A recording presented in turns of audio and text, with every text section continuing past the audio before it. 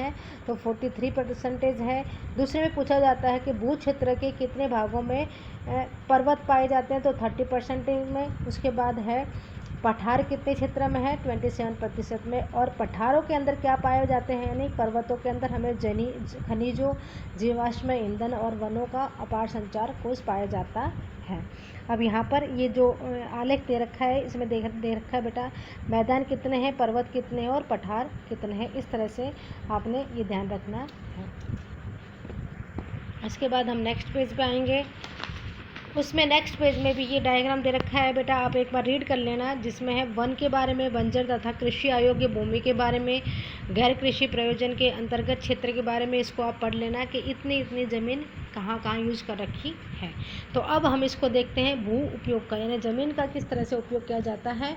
तो उसमें देखेंगे भू संसाधनों का उपयोग निम्नलिखित उद्देश्य से किया जाता है। एक तो वन के लिए और सेकंड नंबर है कृषि के लिए अनुपलब्ध भूमि है, यानी कि कृषि के लिए अनुपलब्ध भूमि में बंजर तथा कृषि योग्य भूमि दोनों ही प्रकार की भूमि आती है।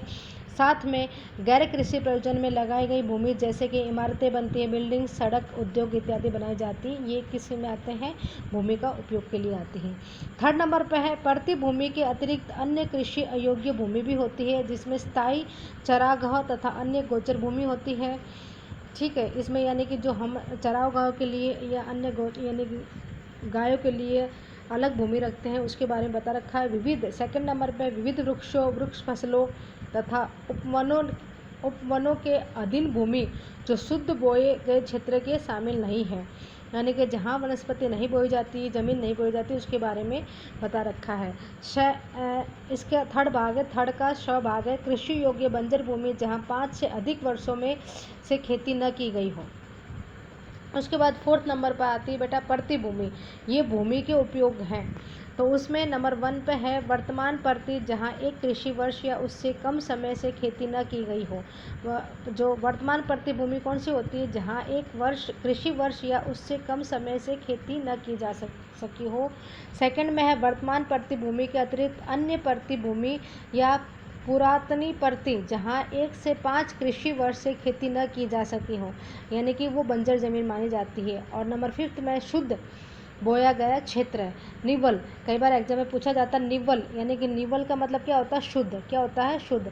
निवल बोया गया क्षेत्र, निवल का मीन्स क्या होता है, कई बार पूछा जाता है निवल क्षेत्र के बारे में उपयोग बताइए, तो ये कई बार एग्जाम में पूछे जाते हैं। एक कृषि वर्ष में एक बार से अधिक बोए गए क्षेत्र को क्या कहते हैं, शुद्ध निवल बोए गए क्षेत्र से में जोड़ दिया जाता है, तो वह सकल कृषि क्षेत्र कहलाता है। फिर से देखें, शुद्ध निवल, कई बार ये इंपॉर्टेंट है, कई बार एग्जाम में पूछा गया है बेटा। एक वर्तमान पड़ती भूमि के बारे में भी पूछा जाता है, तो आपने ये भू उपयोग के बारे में यहाँ से जो क्वेश्चन बनता है कि भूमि के विभिन्न उपयोग बताओ, तो भूमि के ये विभिन्न उपयोग हैं। उसके बाद नेक्स्ट टॉपिक में हम पढ़ेंगे भारत में भू उपयोग प्रारूप के बारे में पढ़ेंगे। Thank you.